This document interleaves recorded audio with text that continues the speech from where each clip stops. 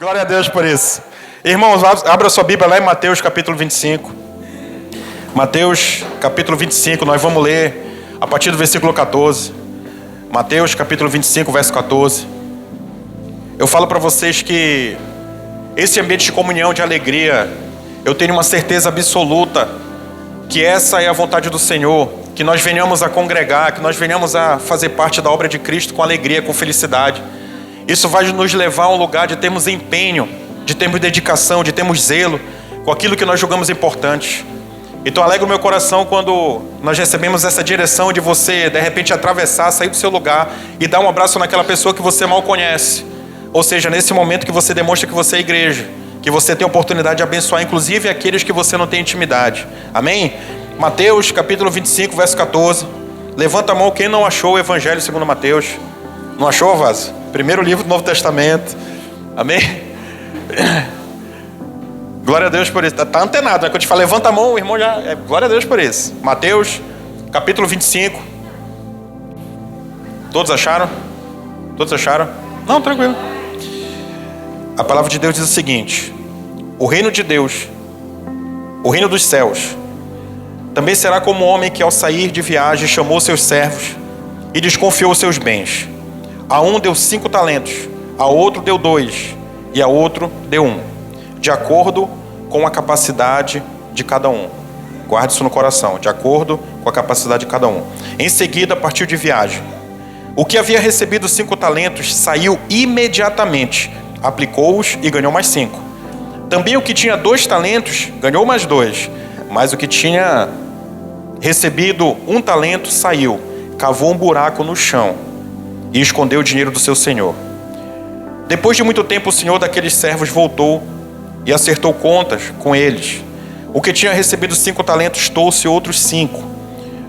O senhor me confiou 5 talentos, veja, eu ganhei mais 5. O senhor respondeu: muito bem, servo bom e fiel. Você foi fiel no pouco, e eu o porei sobre muito. Guarde isso no coração, você foi fiel no pouco. Venha e participe da alegria do seu senhor. Veio também o que tinha recebido 2 talentos e disse: o senhor me confiou 2 talentos. Veja, eu ganhei mais 2. O senhor respondeu: muito bem, servo bom e fiel. Você foi fiel no pouco, e eu porei sobre muito. Venha e participe da alegria do seu senhor. Por fim veio o que tinha recebido 1 talento e disse: eu sabia que o senhor é um homem severo, que colhe onde não plantou e ajunta onde não semeou. Por isso tive medo, saí e escondi o seu talento no chão.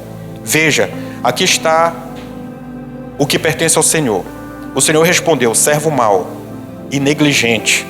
Você sabia que eu colho onde não plantei e ajunto onde não semeei? Então você devia ter confiado meu dinheiro aos banqueiros, para que quando eu voltasse, o recebesse de volta com juros.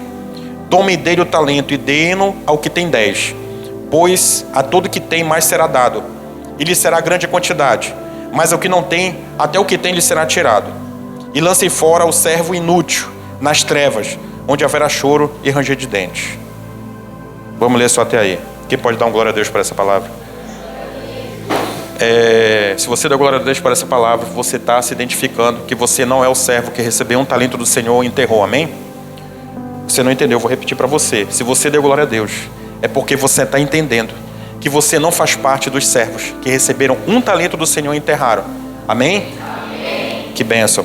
Eu quero falar com você sobre essa palavra, e é muito importante porque essa palavra é chamada de a parábola dos talentos. Essa parábola, na verdade, ela deveria ser chamada de a parábola dos bens de Deus. São coisas totalmente distintas. Quando a gente olha e lê essa parábola de uma forma mais aprofundada, e é isso que eu quero falar com você hoje, eu quero pensar de dentro dessas palavras alguns aspectos que são muito importantes. E que você fique muito atento, para que você leve essa palavra no coração, que eu tenho certeza absoluta de que vai fazer toda a diferença para o resto da sua vida. Antes de mais nada, eu quero compartilhar algo que eu creio que é do Senhor. Na semana passada, primeiro, que bênção você estar aqui, minha filha. Às vezes a gente acaba orando por pessoas e a gente não sabe quem são os rostos. Via de regra, alguém traz uma oração e fala assim: vamos orar por alguém, vamos, né? Minha mãe, minha tia, meu tio, não sei o quê, irmão, irmã.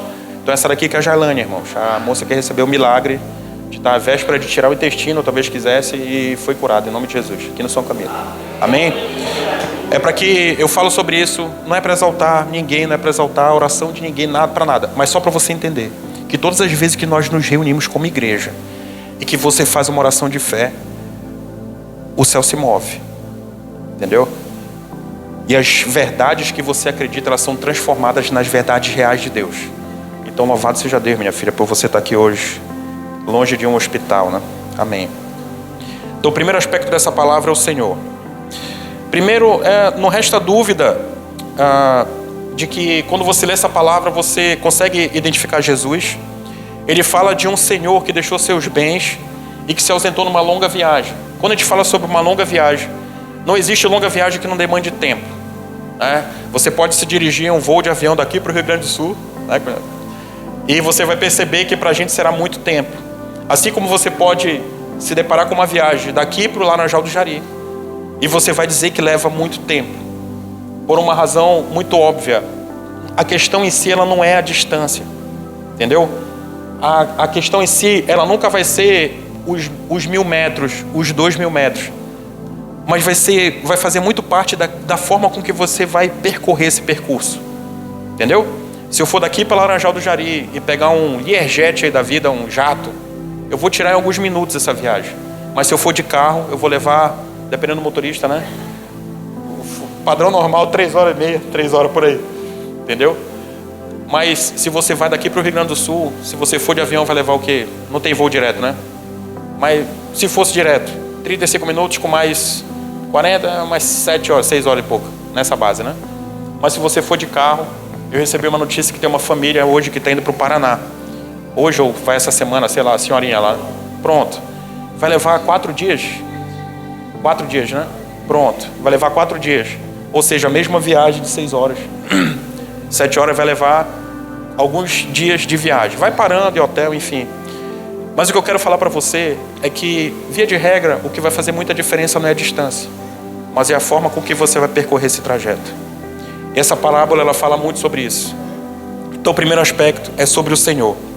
Quando a gente fala sobre um Senhor que comissionou a seus servos determinados bens e que vem buscá-los mais tarde, isso diz respeito à morte e ressurreição de Cristo, no momento em que ele foi assunto aos céus e no retorno glorioso que todos nós havemos de esperar para arrebatar a sua igreja.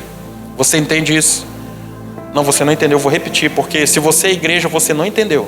Se você se julga como igreja, você não entendeu. Essa parábola, ela faz uma analogia sobre o momento da ressurreição de Cristo. E após ele vem, fala com seus discípulos, futuros apóstolos, e vai assunto aos céus.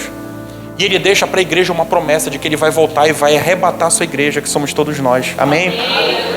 Agora você entendeu. Eu comecei a fazer isso, acho que dá certo. Dá certo isso? Dá certo, sério? Dá certo ou você fala só assim, glória a Deus, aleluia, porque você acha que é o momento? Dá certo isso? Dá certo? Pronto, vou continuar fazendo. Note, o verso 14 fala assim, ó. Ele fala sobre chamar seus servos. Eu quero ler de novo com você o verso 14. Diz assim, ó.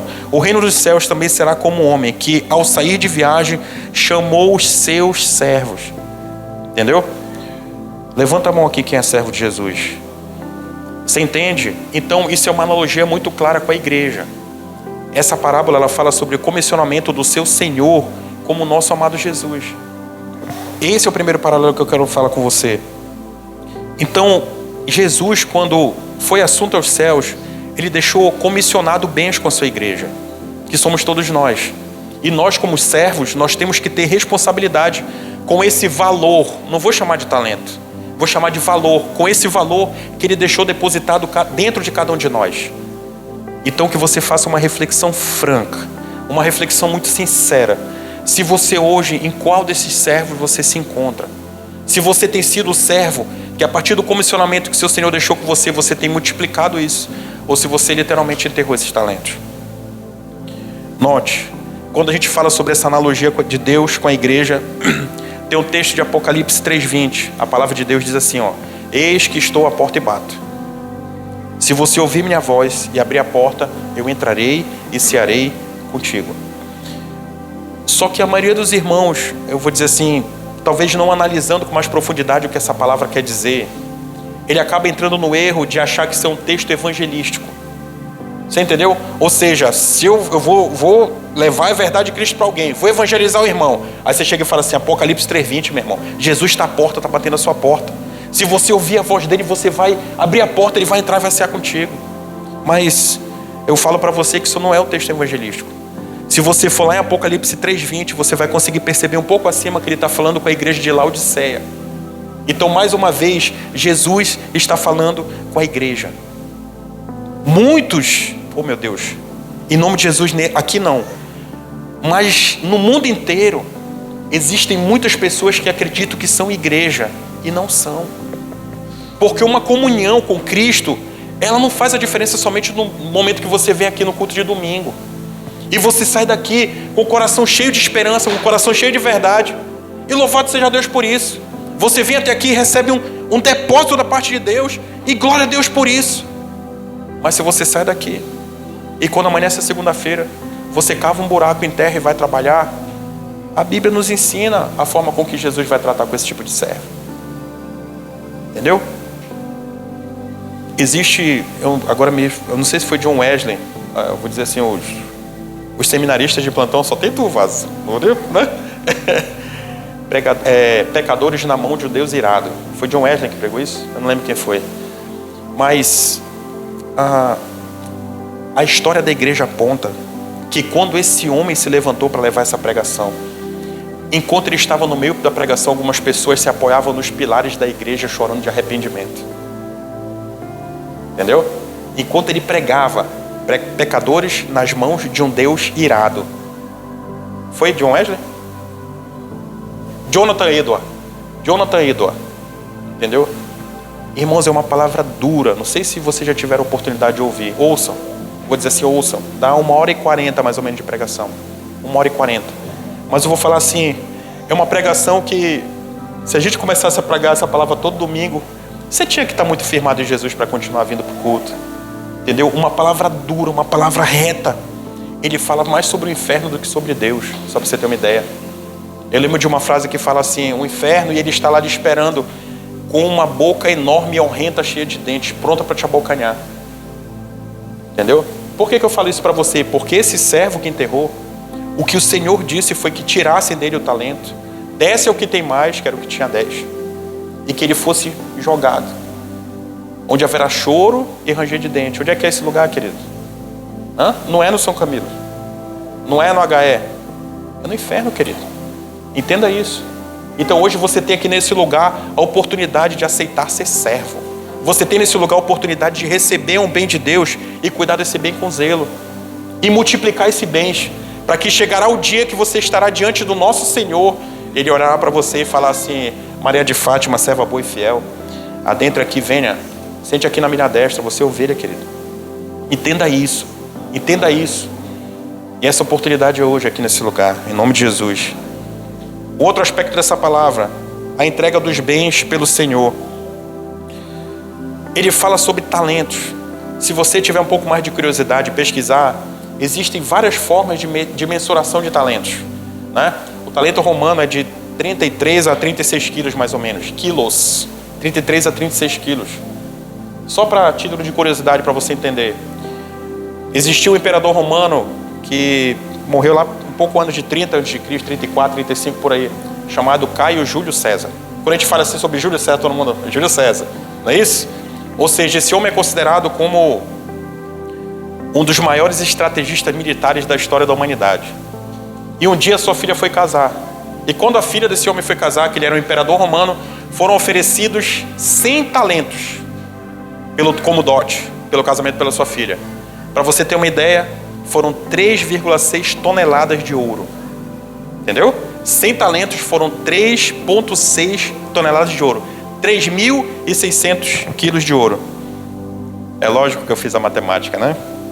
O grama do ouro hoje está a R$ 519,80, que multiplicado por os 36 quilos, vou dizer assim, dá R$ 18.712.800. Esse foi o dote em real, porque foi ofertado por aquele casamento. Então, quando a Bíblia fala sobre um talento, a gente levando o aspecto do ouro, meu irmão, a gente está falando aí de 36 quilos, querido. Agora, eu não vou pedir para você levantar a mão, porque eu acreditei nisso durante muito tempo. Quem acreditava, não levante a mão, a não ser que você queira. que um talento era tipo uma moeda.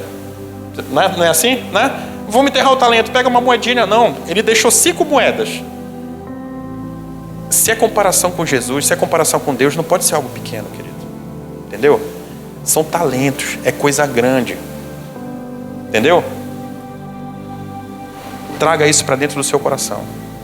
Você foi criado à imagem e semelhança do Criador. Você não está nesse lugar para ser pequeno, querido. Você não está nesse lugar para pegar a sua vida e literalmente desperdiçar e jogar fora. Entendeu? Você não está nesse lugar para pegar a sua vida e deixar com que ela venha sucumbir no que quer que seja ao longo da sua trajetória. Entenda isso.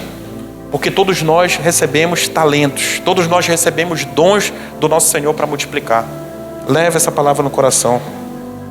Então, essa analogia dos talentos que nós vemos na Bíblia, ela tem a finalidade de que nós possamos entender o quão valoroso é aquele depósito que o Senhor deixou sobre a vida de cada um de nós. O quão importante é.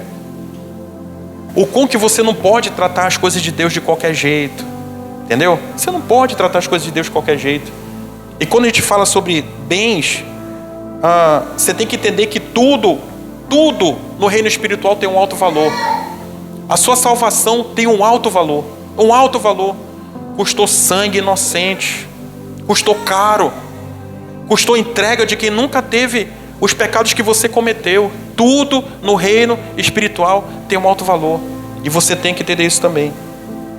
Só que quando a gente fala sobre os bens deixados por Jesus, eu queria separar esses bens sobre 3 aspectos. Primeiro deles, a autoridade. Mateus 18:18, Jesus se aproxima dos seus discípulos e diz: foi-me dada toda a autoridade nos céus e na terra. Filipenses 2:8, a Bíblia diz que, sendo encontrado em forma humana, humilhou-se a si mesmo e foi obediente até a morte de cruz. Por isso Deus o exaltou sobremaneira e lhe deu um nome que tem autoridade sobre todo o nome, nos céus, na terra e debaixo da terra, e que toda língua confesse que Jesus Cristo é Senhor, para a glória de Deus, para a glória do Pai. O que é que eu quero falar para vocês? A autoridade de Jesus é um dos bens que Ele deixou comissionado para quem é a igreja. A autoridade do nome de Jesus, você vai orar e você fala: Senhor, conserta esse violão, Senhor. Aí você fala assim: em nome do que o Renzo falou lá no culto hoje. É assim que você ora? Não. Por que você coloca em nome de Jesus? Por que nas suas orações, ou se você não coloca, se você acredita, eu recomendo que você passe a incluir suas orações. Por que você declara em nome de Jesus? Porque nós acabamos de ler em Filipenses 2:8 que a Ele foi dada toda a autoridade nos céus, na terra e debaixo da terra. Entenda isso. Entenda a autoridade do nome de Jesus. Existe um livro chamado A Autoridade do Crente. Poxa, agora eu estou ruim de memória hoje. A Autoridade do Crente. Por favor, Wellington. O servo está aqui para trabalhar, né, meu irmão? Não é do Billy Graham. Jonathan Edwards? Não, Jonathan Edwards foi que a Autoridade do Crente.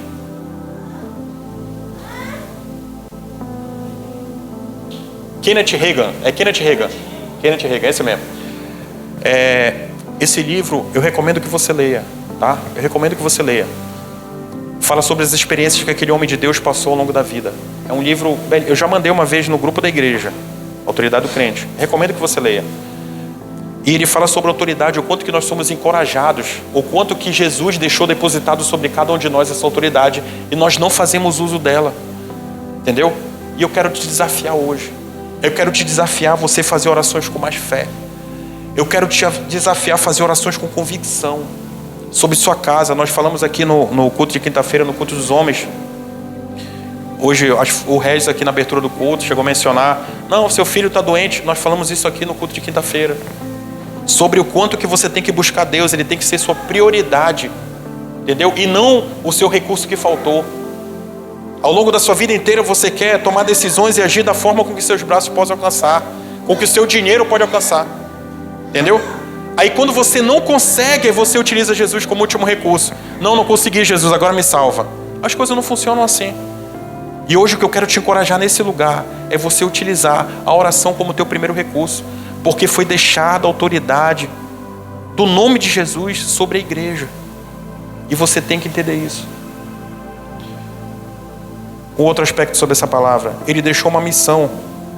Se você for lá em Mateus capítulo 18, verso 19, Jesus, quando vai já assunto aos céus, né, ele diz assim, vão e façam discípulos em todas as nações, batizando-os em nome do Pai, do Filho e do Espírito Santo. Estarei contigo até o fim dos tempos. O que é que ele está dizendo sobre isso daí? Ele fala que existe uma missão para todo aquele que acredita em Jesus. Você tem uma missão. Você tem uma missão. Bata no peito e fale assim, eu tenho uma missão que foi dada por Jesus. Então seja responsável com essa missão. Entendeu? Ninguém, não há essa possibilidade, a não ser no leito de morte. Está morrendo, te arrepende, a pessoa se arrependeu, morreu. Entendeu? Está salvo? Fez a vida, assim, agiu da forma que quisesse na vida, fez um monte de besteira, está morrendo, se arrependeu e morreu. Está salvo? Sim, está salvo, certeza.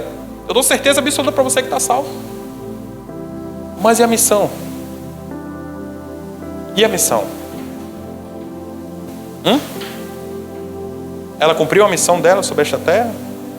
Ela foi comissionada por Cristo e cumpriu aquilo que Deus determinou para que ela fizesse?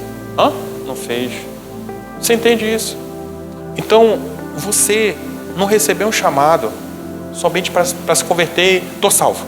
Agora eu estou salvo. Minha vida, eu estou salvo. Eu falo para você, você está salvo. Você confessou a Cristo como seu único e suficiente Salvador, você é uma pessoa salva. Eu dou certeza absoluta sobre isso. Mas, junto com essa salvação, junto com a graça, você recebeu uma missão de Deus. Fazer discípulos em todas as nações. Isso é uma missão de Jesus para os seus discípulos. Você é discípulo de Jesus? Tem 4, 7, 20. Opa, todo mundo, graças a Deus. Se você é discípulo, você recebeu uma missão de Cristo. Ide, meu irmão. Fazei discípulos em todas as nações. Batizar em nome do Pai, do Filho e do Espírito Santo. E é incrível porque essa palavra, ela diz assim, e estarei, é como se fosse assim, Portanto vão, meu irmão. Tradução Renzo Nobre, tá? Portanto vão, meu irmão. Prega, querido. Fala daquilo que você acredita. Fala onde você estiver. Você viajou, fala lá também. Não, mas de repente eu estava lá, você também tem que falar. Entendeu? Fala para essas pessoas. Essas pessoas serão levadas ao arrependimento daquilo que você pregar. Serão batizados. Se você fizer isso, eu vou estar contigo, meu irmão, até o fim dos tempos. É isso que Jesus está falando. Entenda isso. Leve essa verdade hoje no coração. Saia desse lugar aqui encorajado, sabendo que você é um comissionado por Cristo. Para que você não viva uma vida de qualquer jeito. Para que você entenda que há um senso de urgência da parte da palavra de Deus e do Evangelho que tem que ser pregado nesse tempo. Tem que ser pregado hoje. Tem que ser pregado durante a semana. Não se envergonhe de Jesus. Não se envergonhe de Jesus. Porque eu falo para você, não estou profetizando sobre sua vida, mas há uma probabilidade enorme que ainda essa semana, seja por meio do seu comportamento ou de algo que saia da sua boca, alguém olhe para você e fale assim, mas tu é crente? A resposta a esta pergunta vai fazer toda a diferença. Entendeu? Eu sou. Não é essa. Calma. Calma.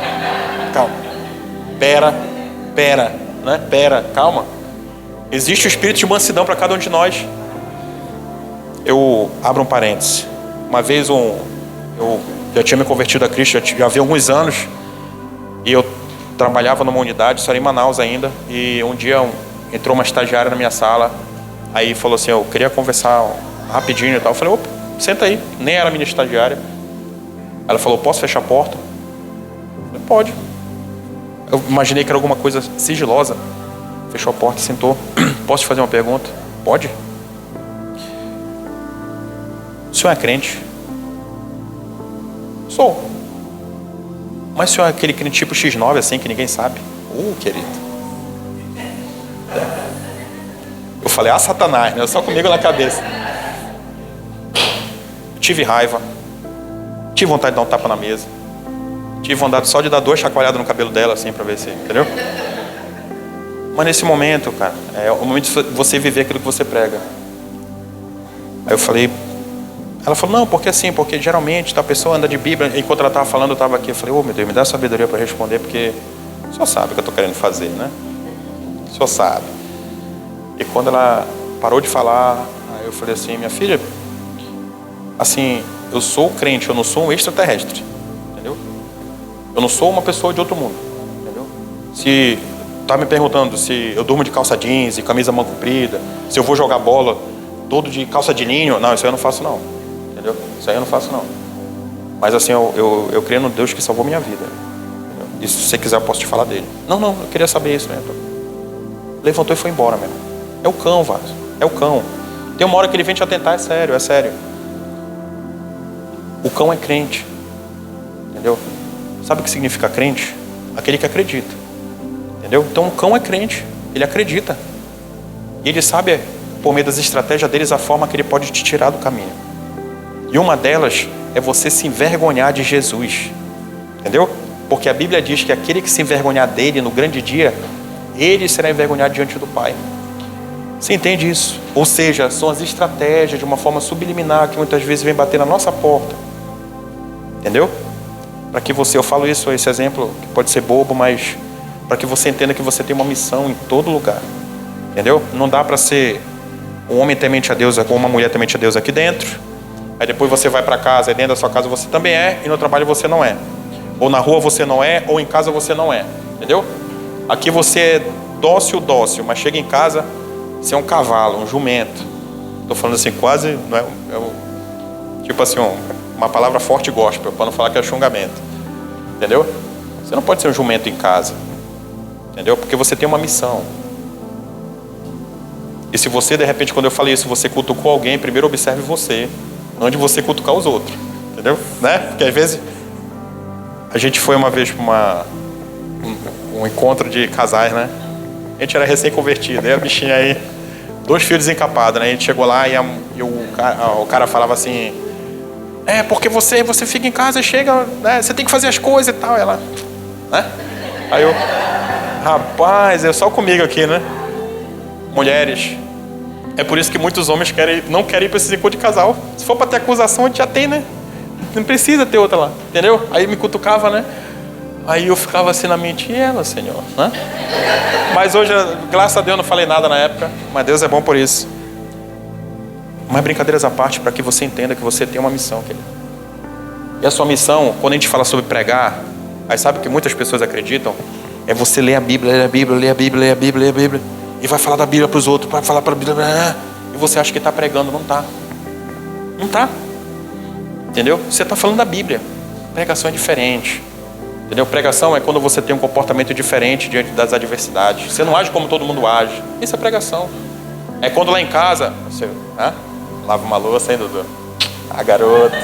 Entendeu? Lavou louça. Semana, graças a Deus. Pode. Oh, meu Deus. Fala, Deus. Louvado seja Deus. Que bênção. Mas é nesses momentos, irmãos, que você começa a transbordar daquilo que Deus tem acrescentado em você. Quando você entende a missão que você está fazendo parte. Porque a gente fala sobre missão de pregar. Você que é marido, você tem uma missão de ser marido. Você que é mulher, você tem uma missão de ser mulher. Isso é uma missão de Deus. Entendeu? Instituiu a família. Você é filho, você tem uma missão de ser filho. Está aí falando com os jovens. Você é pai, você tem uma missão de ser pai. Que baita missão que Deus colocou nos seus braços.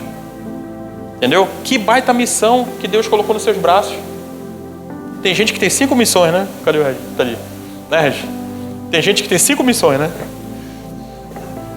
Entenda isso. Ou seja, é quando você vive aquilo que você acredita. Você não só fala daquilo que você leu. Você só falar de Bíblia, você está falando daquilo que você leu. Você vai falar de futebol, você viu sobre futebol. Entendeu? Mas quando você vive, você está pregando aquilo que você acredita, porque você está vivendo. Entendeu? Você vai comprar alguma coisa de alguém, você fala assim, beleza. Você está em dúvida, vai comprar um carro. vai comprar aquele carro prata ali, aquele que é mais top daí da fileira, aquele da ponta ali, ó. Da pontinha lá. Você vai no lugar e tem lá um Volkswagen aí.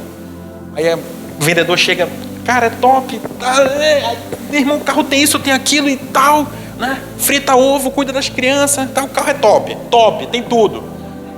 Não é de primeira, meu irmão, entendeu? De primeira. Bicho, quase o Bumblebee. Aí você fala assim, eu tô indeciso. O cara fala, eu vou almoçar. Entendeu? Você tá indeciso. Se você compra ele, é um Chevrolet. Aí o cara fala, eu vou almoçar. Ele falou, rapaz, eu vou. Já almoçou? Não, bora comigo, bora. Tu tá indeciso. Aí tu vai, o cara entra no Chevrolet e vai almoçar contigo. Fala, eu vou falar de mim, não bateu. Tô em dúvida entre o Volks e o Chevrolet. O cara me fala que o Volks é o melhor, o cara tem o Chevrolet. Entendeu? Você não está vivendo aquilo que você acredita. Vou dar uma cultura, falar só de cultura. Vocês sabiam que a Honda, o grupo Honda, não permite que você entre na indústria com outro carro que não seja Honda, que você é empregado? Lá a empresa é enorme. Mas se você chegar lá com outro carro, você deixa lá fora e vai andando até lá. Você chegar com a meia amarra, você é demitido. Se você entrar com a meia amarra no coisa, você não pode. Não entra, fica no estacionamento lá fora. Eles vivem o que eles acreditam, cara. Eles vivem o que eles acreditam. Entendeu? Tô falando só de cultura. A nossa cultura, que é a cultura da eternidade, a gente também tem que viver aquilo que a gente acredita. Não dá pra você pregar algo e falar assim, cara, pra ti seria muito bom. Nossa, meu irmão, minha irmã, se você... o reino é top, é eternidade, Jesus, Salvador, fala tudo. Aí quando o irmão sai, vê tu te engatanhando e boletando na briga com alguém lá na porta do teu trabalho. Não está vivendo o que está pregando, você entendeu? Ou seja, você não pode acreditar que tem algo que é muito bom para os outros e você não quer viver. Se você faça essa reflexão franca e busque Jesus, porque isso está errado. Isso é a grande missão. E sobre esse aspecto de missão, a entrega que deixou, que Jesus deixou para a sua igreja, também deixou os dons. Lá em 1 Coríntios, capítulo 12, verso 11, a Bíblia diz assim, todas as coisas, porém, são realizadas pelo mesmo Espírito, e a Ele distribui individualmente a cada um conforme Ele quer. Então, os dons do Espírito Santo são distribuídos à igreja do Senhor com um propósito, para a edificação do corpo. O propósito é esse, edificar a igreja. O propósito sempre será esse. Mas uma chave que Deus traz para cada um de nós é que Ele distribui como Ele quer. Entendeu? Esses dons são distribuídos para a igreja de Deus, como Ele quer. Entenda isso. Aí você vai falar assim, não, então, a partir de hoje eu não vou mais buscar, porque se Deus quiser, se Deus quiser, Ele vai depositar sobre a minha vida e eu serei usado. Vai. É valor, meu irmão. Tem valor para Deus. Se tem valor para você e você trata com zelo, a probabilidade é enorme de você receber muitos talentos de Deus. Mas se você trata de qualquer jeito, a probabilidade é que você seja somente um talento e que você enterre. Então, que você entenda que esses bens de Deus são todos esses dons que Ele deixou para a sua igreja. Autoridade, como missão para cada um de nós. E para nós utilizarmos esses dons em prol da edificação do corpo. Amém? Terceiro item, a capacidade de cada um de nós. Olha o que diz o versículo 15, parte final. Diz que os talentos foram distribuídos segundo a capacidade de cada um. Diz que esses bens foram distribuídos para aqueles servos segundo a capacidade de cada um. Vou abrir um parênteses, nem estava, eu creio que é do Senhor. Nós fomos para um show, foi terça. O Fernandinho, quando eu falei show, diz, irmão, misericórdia, está repreendido. Fernandinho, irmão, cantor gospel, veio aqui em Macapá, uma bênção ali perto da Fortaleza, uma bênção. Oh, meu Deus, me ajuda. Eu vi o quanto que a igreja estava unida, Os fortes entenderão. Porque assim, a gente foi pro show, todo mundo, vamos. Aí tinha uma galera para cá, que não sabia que a outra galera estava aqui, que não sabia que a outra estava aqui, que não sabia que a outra estava aqui. Ninguém se falou. União, estamos fortes, estamos bem. Então, quando fala sobre a capacidade de cada um de nós, Quem acredita, olha o que eu vou perguntar, quem acredita que aquele homem tem muito talento, aquele Fernandinho que estava cantando lá? Quem acredita que aquele homem tem talento? Eu acredito, né? Não acompanho a vida, mas é nítido que quando aquele cara canta, há um dom da parte de Deus que foi derramado sobre a vida daquele homem. E ele falava, né? Ele cantava e vez ou outra ele fazia assim, ó, eu não sei o que, eu jamais seria o mesmo e tal, e se esticava, né? Aí quando chegou no final ele não aguentou, né? Ele falou, gente, eu tô aqui tantos dias, né? Com Dona Costa, tomei injeção e tal. E o Cauã viajou de madrugada. Aquele homem estava lá no aeroporto, mesma roupa, meu irmão, em pé lá para viajar para outro lugar. Dona Costa, eu já tive Dona Costa. Ele não sei se ele falou que era hérnia, ele falou alguma coisa, não falou. Era hérnia, pronto. Irmãos, que você nunca tenha, eu já tive. Dói, meu irmão. Dói. Dói só em 2 momentos, quando tu tá acordado e quando tu respira. Entendeu? Pra você ter uma ideia como o negócio é puxado. Só nesse 2 momentos que dói. Depois não dói mais não. Mas na hora que você tá acordado e respirando, tá doendo. Só que o que é que faz aquele cara, de repente, não fazer uma ligação e falar assim, cara, eu não posso ir. Eu tô com hérnia, tô com muita dor e eu não posso ir para aí. O que é que de repente fez com que aquele homem não tivesse essa decisão? Entendeu? O senso da missão. O senso da missão. Entender que tem um depósito de Deus sobre a vida daquele homem, que faz com que mesmo debaixo de dor ele se dirija até aquele local. E que pregação. Não sei se vocês estavam lá quando ele pregou. Que pregação de salvação, meu irmão. Uma bênção. Uma bênção. Uma bênção. Entendeu? Então, os dons derramados sobre a vida daquele homem foi porque Deus viu a capacidade dele. Porque quando a gente vê aqui nessa parábola, ele fala que os dons são distribuídos segundo a capacidade de cada um. Então não venha comigo com uma história de dizer que Deus vai depositar sobre você algo para uma missão maior do que você pode suportar. Isso é mentira. Isso é uma mentira do inferno. Uma mentira do inferno. Teve um período da nossa vida que a gente começou a ter muito excesso de comunhão dentro de casa. Porque crente não briga, né? E a cara. Crente tem excesso de comunhão. E o que acontecia? Eu comecei a perceber que eu passava pouco tempo dentro de casa, porque eu trabalhava, né, o dia inteiro, fazia seminário. Quando eu não estava no seminário, a gente estava cuidando de famílias, né, indo visitar famílias. Quando não estava visitando família, a gente estava na célula, entendeu? Quando não estava na célula, a gente estava no culto. Só para vocês entenderem. Então a vida estava muito corrida e eu ainda fazia seminário. Então eu saía de casa ali 6h20 da manhã, que as crianças entravam 10:07. Chegava em casa muitas vezes e ia dar 11 horas da noite, entendeu? E ficou muito puxado para mim. Muito puxado. E eu coloquei na cabeça, primeiro ministério de um homem é sua casa. Isso é certo ou errado? É certo. Eu falei, não, então eu vou cuidar da minha. Então o que é que eu fiz?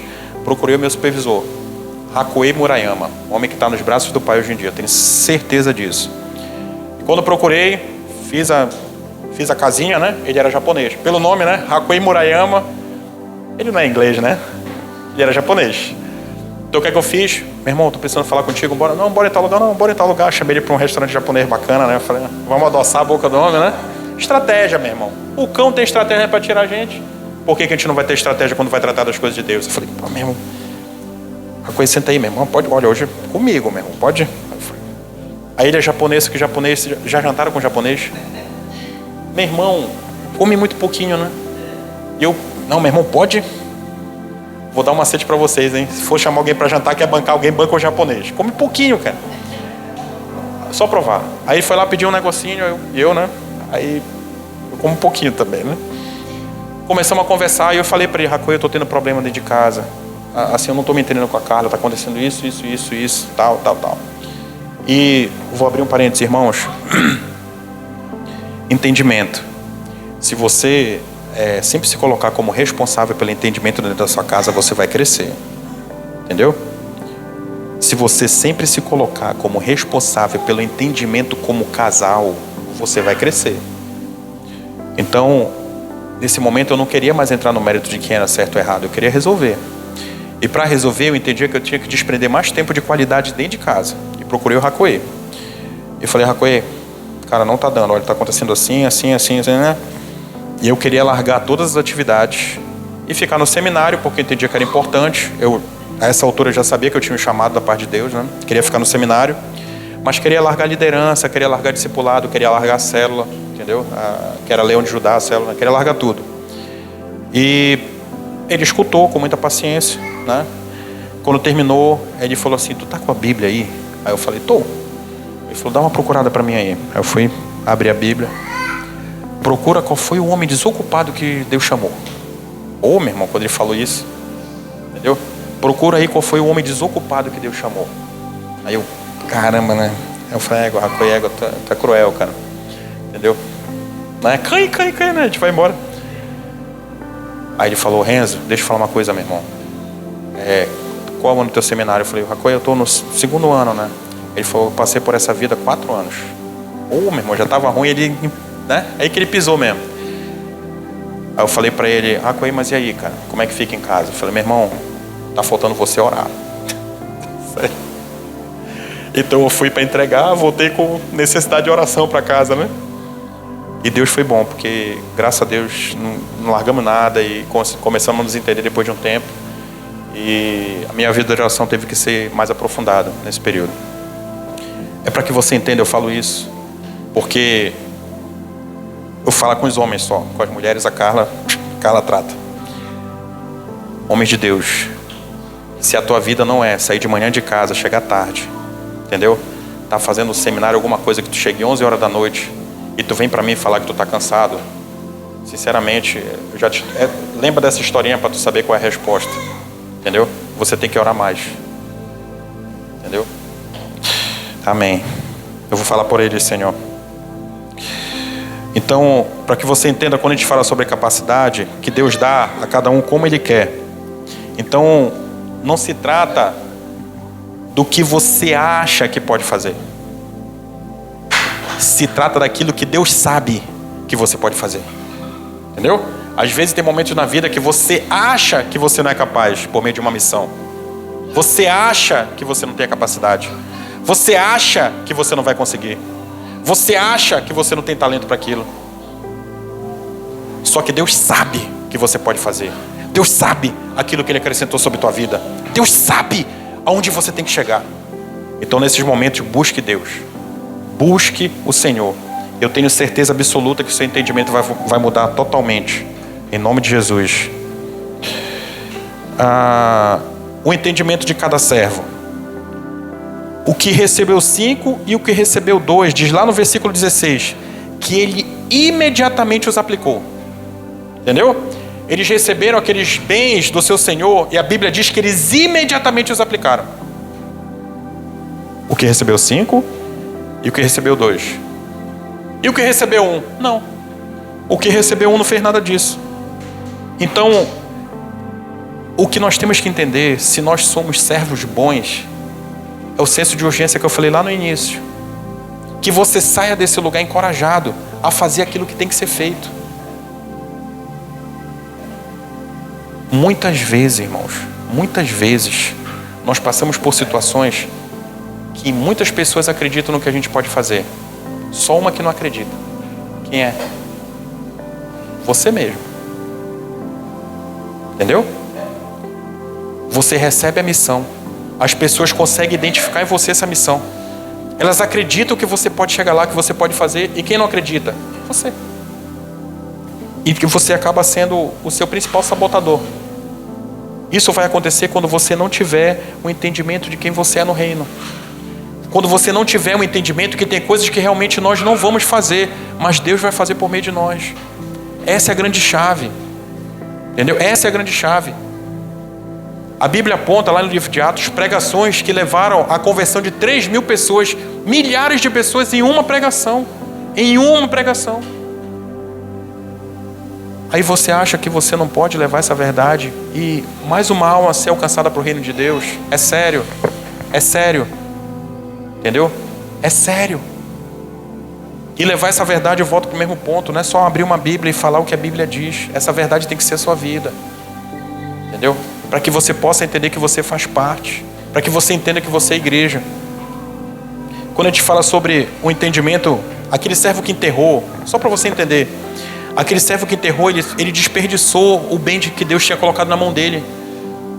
E é incrível porque ele tem um entendimento errado de quem é o seu Senhor, e ele fala: o Senhor é servo severo. Não é assim que ele fala na palavra? O Senhor é servo severo.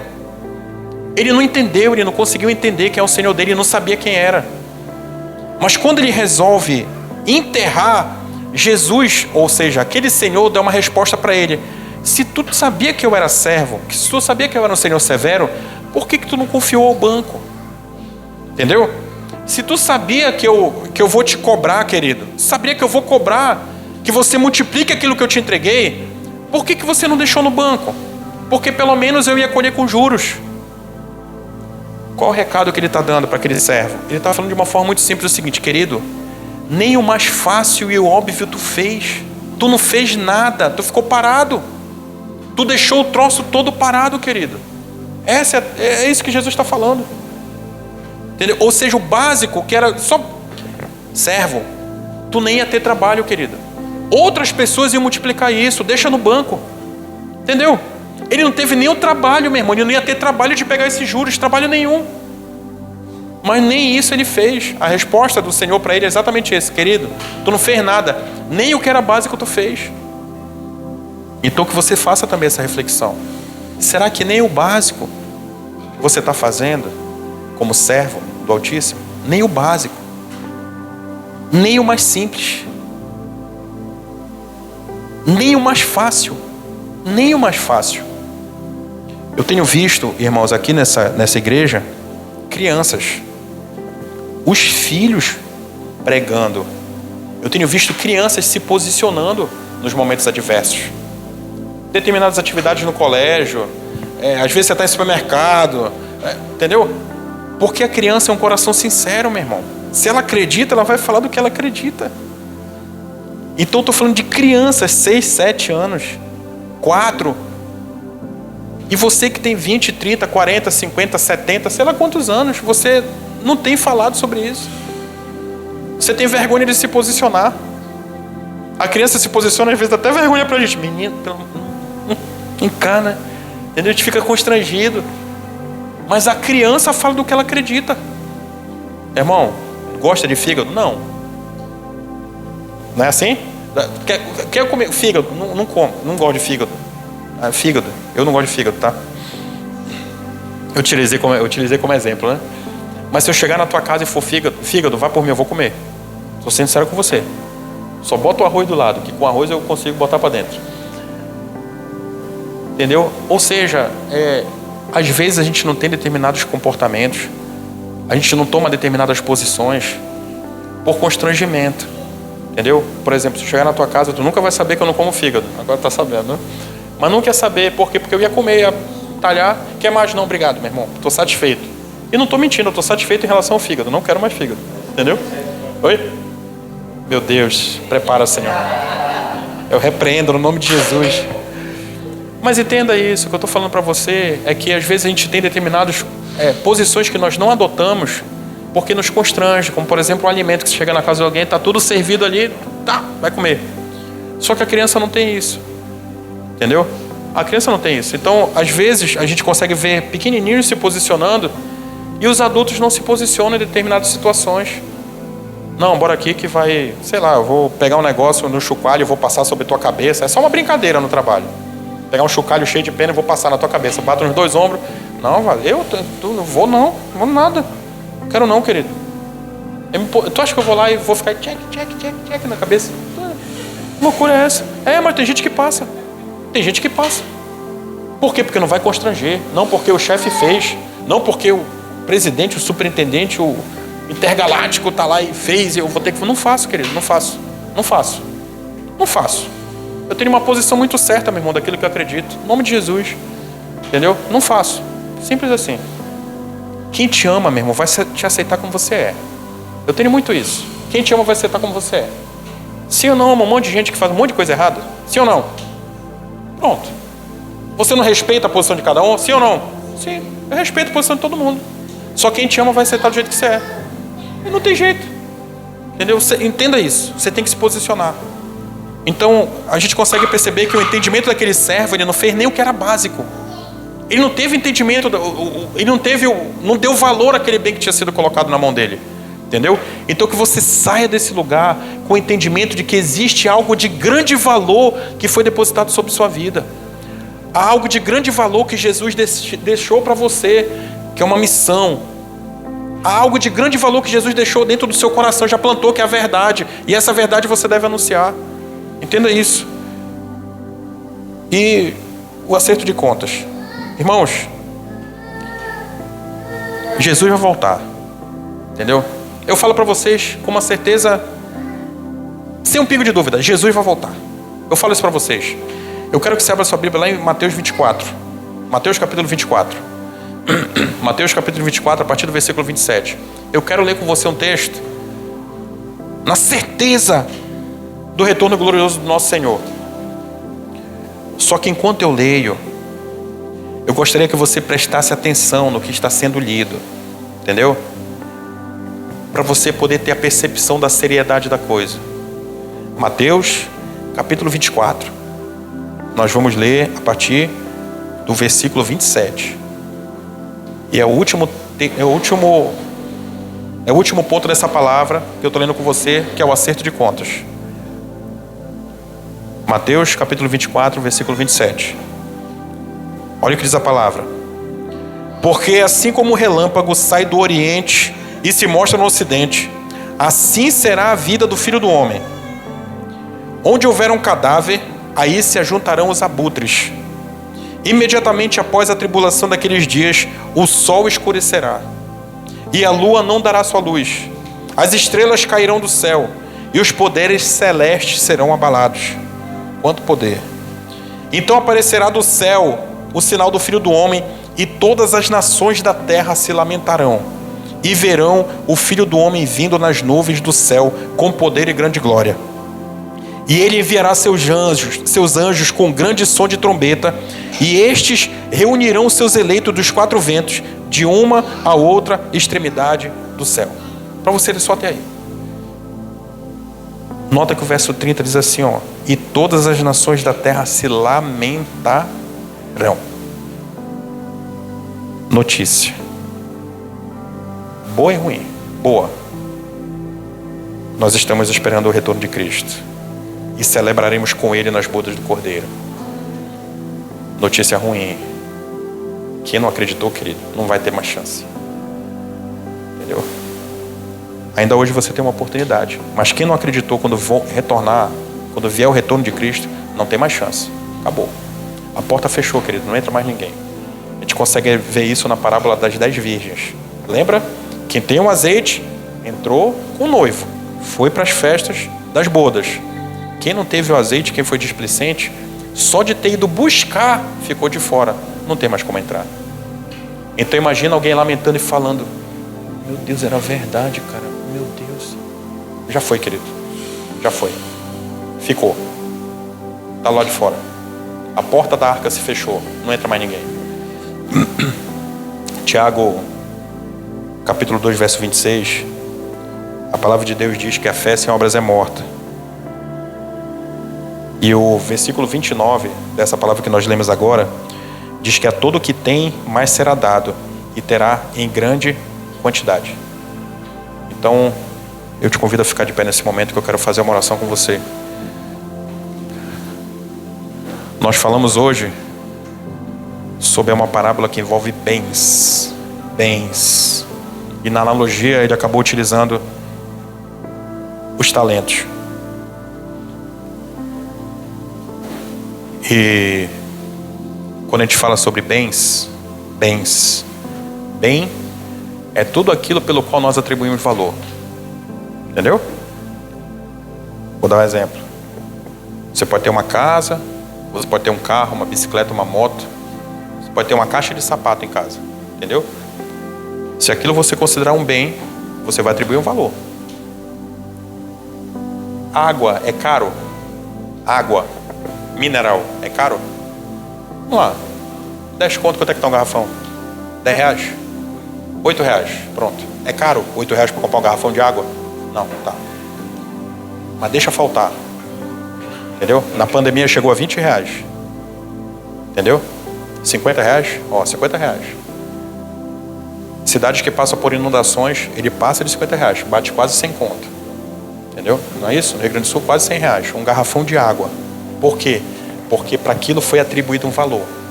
Começa a ser importante. E se tratando de água, é necessário e fundamental para a nossa sobrevivência. Então por isso que o cara bota R$100 um garrafão de água e alguém compra. Porque sem aquilo, a pessoa estará morta. A verdade de Jesus é mais importante que toda a água e todo o ar que você possa ter inalado e ingerido até hoje.